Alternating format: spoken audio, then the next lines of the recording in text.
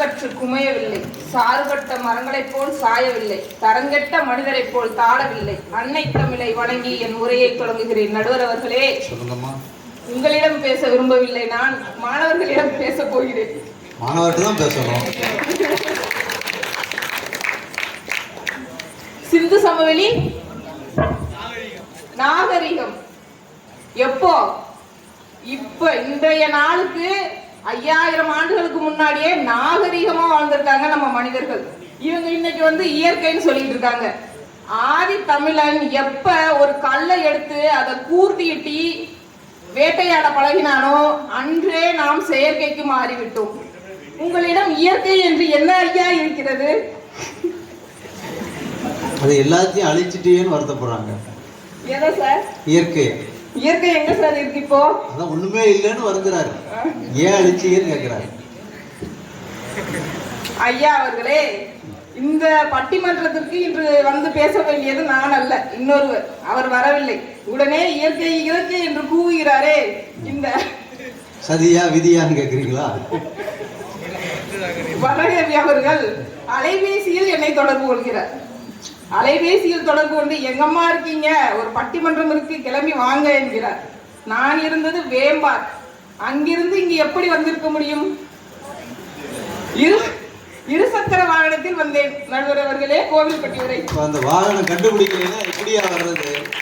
இயற்கைன்னு சொன்னா 25ல சொன்னா 26ல தான் நம்ம வேம்பார்ல இருந்து வர முடியும். இப்ப நிகழ்ச்சி எப்படி நடத்துறது? நிகழ்ச்சி எப்படி நடத்துறது கேட்க வராங்க.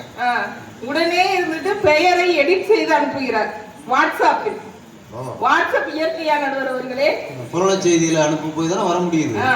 இவர் இங்க இருந்து கூவ முடியும் இல்ல? ஒரு பறவையை கட்டி புறானுடைய இதுல செய்தியை அனுப்பி அந்த அம்மாவுக்கு வேம்பார்ல போய் ராஜலட்சுமி அம்மா எழுத்தாளர்கிட்ட போய் சேர்த்துரு அப்படின்னு சொன்னீங்கன்னா அது என்னைக்கு நிகழ்ச்சி நம்ம நடத்த பதில் சொல்லணும். ஏ ஃபார் ஆப்பிள் அல்ல, ஏ ஃபார் ஆர்டிபிஷியல் இன்டெலிஜென்ஸ். செயற்கை நுண்ணுரிவிங்கயா, அதெல்லாம் புரிஞ்சிக்க தெரியலையே. P for pink AI. இப்போ நீங்க இருந்துட்டு இந்த வில்லேஜ் இருக்கு அப்படின்னா இந்த ஊர்ல இருக்கணும்னு அவசியம் இல்லை. அமெரிக்காலயோ ஆப்பிரிக்காலயோ இருந்துகிட்டு இன் தமிழ்நாடு 12th century வில்லேஜ் அப்படின்னு போனா 12ஆம் நூற்றாண்டுல தமிழ்நாட்டுல ஒரு கிராமம் எப்படி இருந்ததுன்னு ஒரு புகைப்படத்தை அது தயார் செய்து கொடுத்து விடும். C for Canva. இங்க இந்த மாதிரி ஒரு இதெல்லாம் பண்ணணும்னா, ஒரு போஸ்டர் ரெடி பண்ணணும்னா ஒரு போட்டோகிராஃபர்கிட்ட போகணும், யார்கிட்டயாவது போகணும். கேன்வான்னு ஒரு ஆப் உங்க போன்ல இருந்ததுன்னா என்ன விதமான வேணா நீங்க எடிட் பண்ணிக்கலாம். மோடி தோல்ல கை போட்டுக்கலாம், அப்துல் கலாம் மடியில உட்கார்ந்துக்கலாம், என்ன வேணா செய்யலாம் நடுவர் அவர்களே. D for tally. டாலி என்பது ஒரு செயற்கை நுண்ணறிவு மெஷின். இப்ப புதுசா கண்டுபிடிச்சிருக்காங்க. நீங்க ஒண்ணுமே பண்ண வேண்டாம். உங்களுக்கு ஒரு கோடிங் தெரிய வேண்டாம், உங்களுக்கு சாஃப்ட்வேர் தெரிய வேண்டாம், எதுவும் தெரிய வேண்டாம். அதுகிட்ட போய் எனக்கு இதுக்கு ஒரு கோட், இப்போ இங்க பேசுறோம் இயற்கையே என்ற தலைப்பில் 10 பாயிண்ட் கொடு அப்படின்னா அது 20 பாயிண்ட் கொடுத்துரும் உங்களுக்கு. இந்தா நீ எவ்வளவு வேணா பேசிக்கோன்னு சொல்லிட்டு. இ ஃபார் 11 லேப்ஸ். இப்போ யூடியூப்ல வீடியோஸ் எல்லாம் வருது இல்லையா, அதுல எல்லாம் செயற்கையான குரல்கள் உருவாகும். நம்ம கண்டென்ட் மட்டும் கொடுத்தா போதும். இந்த மாதிரி பேசணும்னு கண்டென்ட் கொடுத்துட்டா அதுவே உங்களுக்கு என்ன ஆண்மொழி, ஆண் குரல்ல வேணுமா, பெண் குரல்ல வேணுமா, குழந்தை குரல்ல வேணுமா பேசி கொடுத்துரும். அதை கொண்டு மைக்கு முன்னாடி போட்டு விட்டுட்டு போயிடலாம். நம்ம இந்த மாதிரி விஞ்ஞானம் எங்கேயோ போய்கிட்டு இருக்கு. இன்னும் இயற்கையா இதுல நடுவரவர்கள் வேற. அம்மி மிதிச்சாயா, அருந்ததி பார்த்தாயா, ஆட்டுக்கல்ல இடிச்சாயா என்றாவது ஆண்களே நீங்கள் மாட்டு வண்டியில் பயணம் செய்யுங்கள், ஏறுளுங்கள், கோமணம் கட்டிக்கொண்டு தெருவில் திரியுங்கள் என்று பேசுகிறார்களா? இவர்கள் பேசுவது இயற்கை இயற்கை என்று பேசுவதெல்லாம் பெண்களை அடுப்படியில் அடைக்கத்தான் என்பதை மாணவர்கள் புரிந்து கொள்ள வேண்டும். தானிய களஞ்சியங்கள் இருந்ததாம். தானிய களஞ்சியங்களிலே தானியங்களை போட்டு வைத்தால் பல மாதங்கள் இருக்குமா. பின் ஏன் இங்கு பஞ்சமும் பட்டினியும் தலைவிரித்து ஆடியது? இன்று போய் சூப்பர் மார்க்கெட்டில் போய் நின்றால் பிளாக் சீட் கிடைக்கும், ஓட்ஸ் கிடைக்கும், எங்கோ விளையும் ஆல்மண்ட்ஸ் கிடைக்கும். முன்னரெல்லாம் அது என்ன என்றால் உங்களுக்கு தெரியுமா?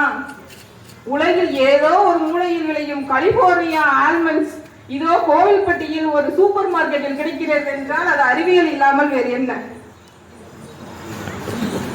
நடுவர் அவர்களே, இங்கு இயற்கை என்னதான் இருக்கிறது என்று எனக்கு புரியவே இல்லை. எல்லா சூப்பர் மார்க்கெட்ல போய் வாங்கிட்டு வேற வராரு.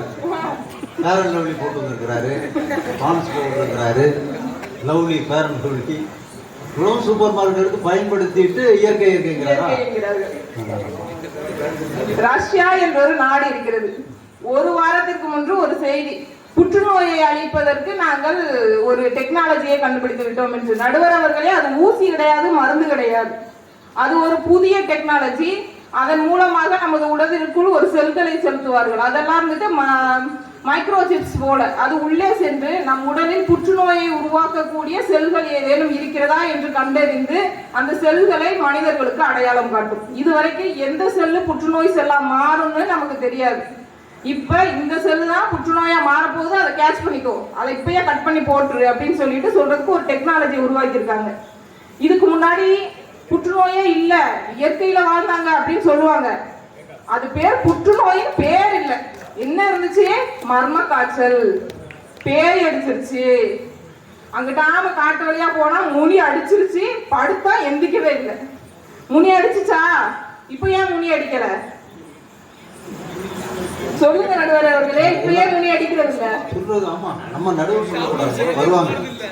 முனி அடிக்குதா? இப்ப ஏன் அடிக்க மாட்டேங்குது? எப்பவும் முடி அடிச்ச மாதிரி தான் இருக்கிறீங்க, முடி அடிக்கும் இல்லையா? இயற்கையோடு ஏந்து வாழ்ந்தார்களாம். இப்போ நாய் கடிச்சிச்சுன்னா அதுக்கு ரேபிஸ்னு ஒரு ஊசி இருக்கு, அதை போட்டு கரெக்டா 3 தடவை போட்டோம்னா நமக்கு ஒண்ணுமே செய்யாது, சாதாரணமா வாழலாம். முன்னாடினா அந்த ஒரு படத்துல வருமே, நீயும் நாய் மாதிரி கடிச்சிட்டு நாய் கடிச்சிருச்சா என்று, இவனுக்கு நாய் கடிச்சிருச்சு, இவனை கொண்டு போய் கூண்டுல போடுங்க, ஐயோ நாய் கடிச்சவன் அவனை கடிச்சிட்டான், அப்ப அவனுக்கு ஒரு நாய் கடி, வவ்வம் வவ்வம் என்று ஒரு ஊரே வவ்வமாக தெரிய வேண்டி இருந்திருக்கும். நாய் குலைக்கிறதுக்கு அருமையான மருந்து இருக்கு என்னங்கம்மா, அதெல்லாம் செயற்கையில கண்டுபிடிச்சது தானே.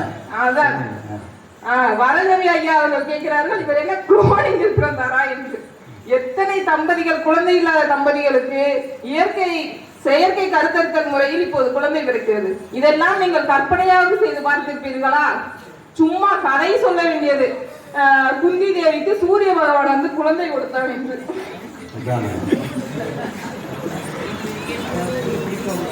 நடுவர் அவர்களே, இங்கு இயற்கை என்று எதுவுமே கிடையாது.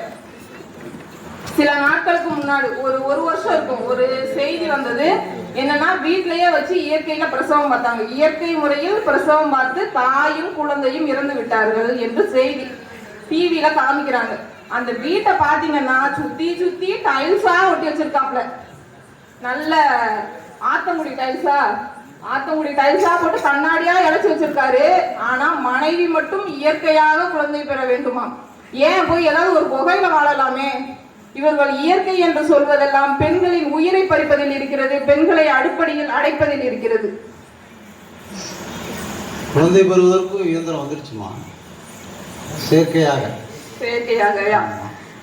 நடுவர் அவர்களே, முன்னாடி எல்லாம் இருந்துட்டு பிரசவம் நடந்துச்சு அப்படின்னா, ஒரு 10 பிரசவம் ஒரு கிராமத்துல நடக்குதுன்னா அதுல 8 பெண்கள் இறந்து விடுவார்கள். உடனே அந்த ஆண்களுக்கு மறுமணம் செய்து வைப்பார்கள். சித்தி கொடுமை. இப்ப எங்கேயாவது சித்தி கொடுமை என்ற ஒரு வார்த்தையை நீங்க கேள்விப்பட முடியுமா? சித்தி கொடுமை செய்யல, அவளுடைய வாழ்க்கை வாழணும்னு நினைக்கிறா, அது கொடுமையா தெரியுது. அதற்கு காரணமான ஆண்களை பற்றி யாரும் பேச மாட்டார்கள். சித்தி கொடுமைகள் இப்போ இருக்கா? இல்ல. ஏன்னா சித்தி கொடுமை இருக்கா? பதில் சொல்லணும். இருக்கா? அவர் சொல்றாரு சித்தியே இல்லங்கிற. சித்தியே இல்ல. ஏன் சித்தி இல்ல? ஏன்னா நடக்கிற பிரசவங்கள் எல்லாமே அந்த தாயையும் சேயையும் காப்பதில் முழு மூச்சுடன் இருக்கின்றன. அதற்கு செயற்கை துணை பிடிக்கிறது, அறிவியல் துணை பிடிக்கிறது. அறிவியல் இல்லாமல் இங்கு ஒரு பிரசவம் நடந்தா அந்த குழந்தை இறக்கும், இல்ல தாய் இறப்பாங்க. அந்த மாதிரி உயிர்களை காப்பாற்றுவதில் செயற்கை இப்போது நமக்கு உதவுகிறது. இப்போ ஒரு வாரமா நியூஸ்ல என்ன சொல்லியிருந்தாங்க? மழை வரப்போகுது, கோவில்பட்டியில் அதி கனமழை வரும், கோவில்பட்டியில் அதி கனமழை வரும், மக்கள் பாதுகாப்பா இருங்கன்னு சொன்னாங்க. 2004 சுனாமி வரும்போது சுனாமி எச்சரிக்கைக்கான கருவிகள் நம்மிடம் கிடையாது. சுனாமினா என்னன்னே நமக்கு தெரியாது. சுனாமிக்கு ஸ்பெல்லிங் தெரியாது ஃபர்ஸ்ட் யாருக்கும். TS போட்டு எழுதணும் சுனாமின்னு. அப்ப எப்படி எழுதுனாங்க? SU அப்படின்னு போட்டு எழுதுனாங்க. அப்படின்னா சுனாமினா என்னன்னே நமக்கு தெரியாது. வந்து கொத்து கொத்தா மனிதர்கள் இறந்தார்கள். இப்போ சுனாமி எச்சரிக்கைக்கு நமக்கு கருவிகள் இருக்கிறது. மழை வரப்போகுது, பெரிய மழை வரப்போகுது, 50 சென்டிமீட்டர் மழை பெய்ய போகுது, எல்லா மக்களையும் காலி பண்ணி கொண்டு போய் ஏதாவது ஒரு கல்யாண மண்டபத்தில் வச்சு சாப்பாடு கொடுங்கன்னு சொல்றதுக்கு அறிவியல் துணை புரிகிறது. அறிவியலால் மனிதர்கள் வாழ்கிறார்கள், வீழவில்லை. கற்காலத்தில் தன்னுடைய நகங்களை வைத்து வேட்டையாடி உண்ணுவது மட்டும்தான் இயற்கை. நீங்க அனைவரும் உங்களுடைய நகங்களை வளர்த்து கொண்டு காட்டுக்கு செல்லுங்கள், குகைக்கு செல்லுங்கள். இயற்கை இயற்கை என்று உயிர்களை பழி வாங்காதீர்கள் என்று கூறி நன்றி கூறி விடைபெறுகிறேன். நன்றி, வணக்கம். அருமையான பேச்சு.